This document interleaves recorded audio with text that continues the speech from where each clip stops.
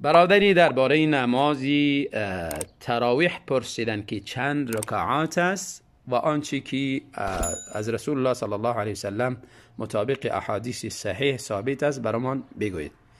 ان شاء الله برادری محترم، درباره تراویح علما اختلاف دارن. بعضی ها 8 رکعت میگویند و بعضی ها هم 20 رکعت همراه ویتر 23 رکعت و بعضی ها هم 36 رکعت گفتن و بعضی ها بالاتر هم قول کردن. آنچه که از رسول الله صلی الله علیه و سلم به طریقه درست و احادیث صحیح نقل است، شما چون قید لگانده که مطابق احادیث صحیح بگویید، پس از رسول الله صلی الله علیه و سلم مطابق احادیث صحیح 11 رکعت یا 13 رکعت که تفصیلی از زیر ان شاء الله بیان میکنیم نقل است.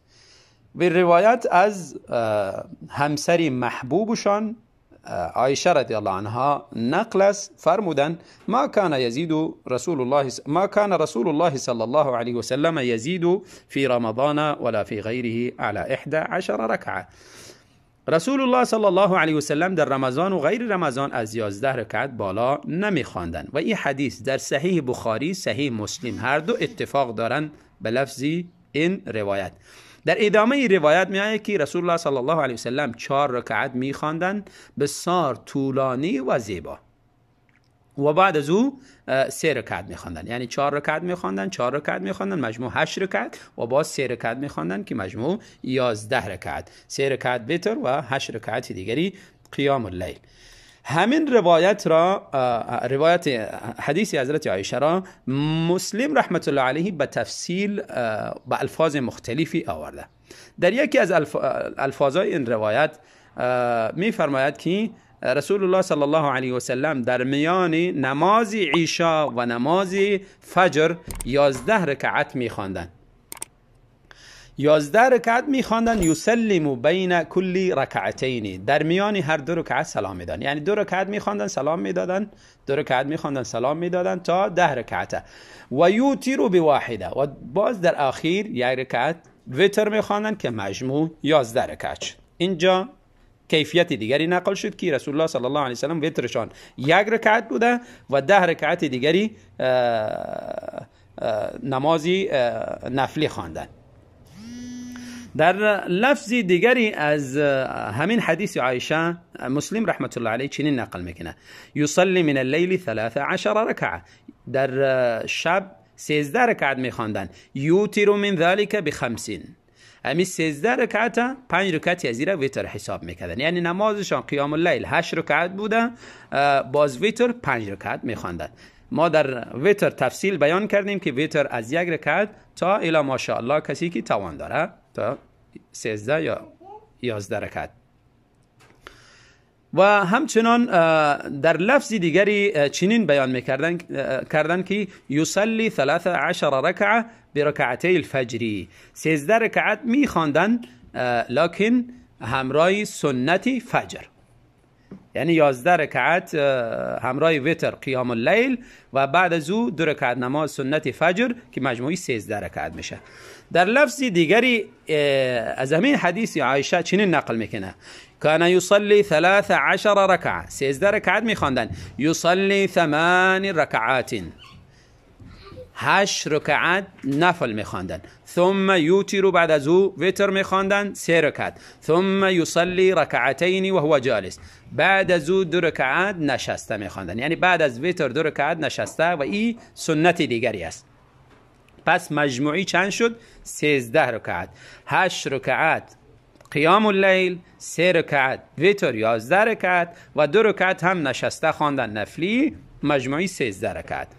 در روایت دیگری همین، در لفظ دیگری از همین حدیث حضرت عایشه چنین نقل میکنند کانت صلاته فی شهر رمضان و غیره 13 رکعه باللیل منها رکعتا الفجر، نماز رسول الله صلی الله علیه وسلم در رمضان و غیر رمضان 13 رکعت بود و از همین 13 رکعت 2 رکعتش مربوطی سنتی فجر میشد.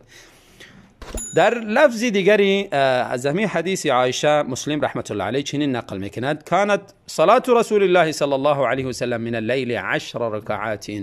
نماز رسول الله صلی الله علیه و سلم در شب 10 رکعت بود. و یوتر بسجدة، و اما وترشان 1 رکعت بود. و بعد از او 2 رکعت نماز فجر میخواندند، فتلک 13 رکعه، مجموع از این 13 رکعت میشد.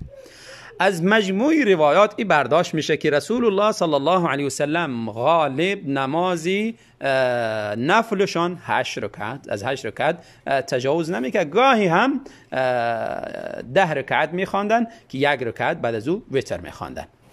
و گاهی رسول الله صلی الله علیه و سلم 13 رکعت میخواندن. در این 13 رکعت عایشه رضی الله عنها سنت نماز فجر هم حساب کرده و گاهی هم بعد از وتر 2 رکعت نشسته میخواندن، یعنی احیانا میخواندن برای همیشه نه. از مجموع روایات چنین برداشت میشود. و همچنان این دانسته میشود که نماز شب رسول الله صلی الله علیه و سلم بیشتر 2 رکعت میخواندن و گاهی هم 4 رکعت یک جا میخواندن، یعنی 4 رکعت میخواندن سلام میدادن و بعد از او 4 رکعت میخواندن سلام میدادن، باز وتر میخواندن. و این روایات صحیحی از رسول الله صلی الله علیه و سلم در نماز شبشان که قیام اللیل گفته میشه، تهجد گفته میشه، تراویح گفته میشه، همه از اینها مسمیات، یعنی نامه های زیادی هستن برای مسمای واحد که نماز قیام اللیل. همه از اینها یک چیز است، اینها چیزهای مختلف نیست. بعضیا گمان دارن که تهجد چیزی دیگری است، قیام اللیل چیزی دیگری است، تراویح چیزی دیگری است. از رسول الله صلی الله علیه و سلم قطعا ثبوت نداره که در یک شب 2 نماز خوانده باشن، یکی تراویح بوده باشه و دیگری قیام اللیل بوده باشه یا تهجد بوده باشه و کسی ایره ثابت کردن نمیتونه. اگر کسی ثابت کنه آماده ما هم برای احادیث رسول الله صلی الله علیه و سلم تسلیم هستیم. و این نمازی رسول الله صلی الله علیه و سلم، نمازی را که عایشه رضی الله عنها نقل کردن داخل خانهشان بود، چون نماز نفلی شب را در داخل خانه می‌خواندند در رمضان و غیر رمضان، مگر چند رمضانی که بیرون شدن. روایتی از جابر ابن عبدالله رضی الله عنه نقل است که رسول الله صلی الله علیه و سلم وقتی که در رمضان برای ما نماز دادن چنین نقل است: صلی بنا رسول الله صلی الله علیه و سلم فی شهر رمضان 8 رکعات و اوتر. رسول الله صلی الله علیه و سلم در رمضان برای ما نماز دادن و چند رکعت خواندن؟ 8 رکعت نماز خواندن و بعد از او وتر خواندن. پس از این روایت معلوم میشه که رسول الله صلی الله علیه و سلم برای صحابه کرام هم نماز نفلی یا تراویح که دادن یا قیام اللیل او هم 8 رکعت بوده و امرای وتر 11 رکعت میشود. و این روایت را ابو یعلا در مسند خود روایت کرده و هم چنان طبرانی در صغیر خود. اما روایتی که از ابن عباس رضی الله عنه نقل است، مصنف ابن ابی شیبه و همچنان طبرانی در معجمش ذکر کرده، و یکی رسول الله صلی الله علیه و سلم کان یصلی فی رمضان 20 رکعه، در رمضان 20 رکعت می‌خواندند. حافظ زیلعی در نصب الرایه درباره این حدیث چنین می‌فرماید: و هو معلول بابی شیبه، این حدیث ضعیف است، علت داره به شخصی که این را روایت کرده به نام ابی شیبه ابراهیم بن عثمان. و بعد در ادامه روایت میفرماید: و هو متفق علی ضعفه، ابی شیبه درباره ضعف ازی، کمزوری ازی علمای محدثین اتفاق دارند. و همچنان این حدیث مخالفی حدیثی صحیحی که در صحیح بخاری صحیح مسلم از عایشه رضی الله عنها نقل است، مخالف و حدیث است. و همچنان مخالفی حدیث جابر رضی الله عنه که صحابه کرام نماز دادن 11 رکعت نماز دادن، مخالفی و حدیث است. و همچنان درباره این حدیث هیثمی یکی از محدثین میفرماید: رواه الطبرانی فی الكبیر والاوسط و فیه ابو شیبه و هو ضعیف، در سند یزی ابو شیبه و ضعیف است. حافظ ابن حجر در تقریب میفرماید که ابو شیبه در سند حدیث است و هو متروک. ابو شیبه متروک در نزد محدثین وقتی که بالای براوی اطلاق شود به حدیثی از او هیچگاه اعتماد نمیشه. و همچنان بیهقی از جمله محدثین میفرماید تفرد به ابو شیبه ابراهیم بن عثمان و هو ضعیف. به حدیث تنها ابو شیبه روایت کرده که او خودش ضعیف است. پس این حدیث از رسول الله صلی الله علیه و سلم ثبوت نداره و مخالف احادیث صحیح است که رسول الله صلی الله علیه و سلم 11 رکعت میخواندند. اما 20 رکعتی که به عمر رضی الله عنه نسبت داده می شود که یزید ابن رومان نقل میکنه و روایت در موطا امام مالک میاد که مردم در زمان عمر رضی الله عنه 23 رکعت میخواندند. درباره این حدیث همچنان زیلعی از علمای حنفی در نصب الرایه میفرماید که یزید ابن رومان عمر رضی الله عنه را درک نکرده و همچنان عینی هم از جمله علمای حنفی است میفرماید که سنده منقطع. این حدیث سندش منقطع است، یعنی یزید ابن رومان که نقل میکنه از عمر رضی الله عنه، یزید ابن رومان عمر رضی الله عنه را درک نکرده، ندیده، چطور روایت میکنه؟ پس این روایت از او درست نیست. و همچنان بر روایت دیگری هم در مصنف ابن ابی شیبه نقل شده که یحیی ابن سعید نقل میکنه و یحیی ابن سعید هم عمر رضی الله عنه را درک نکرده. و آنچه از عمر رضی الله عنه به طریقه درست نقل است 11 رکعت می باشد. در موطا امام مالک این روایت به چنین الفاظ آمده: عن السائب بن يزيد أنه قال أمر عمر بن الخطاب أبي بن كعب وتميم الداري أن يقوم للناس ب11 ركعة.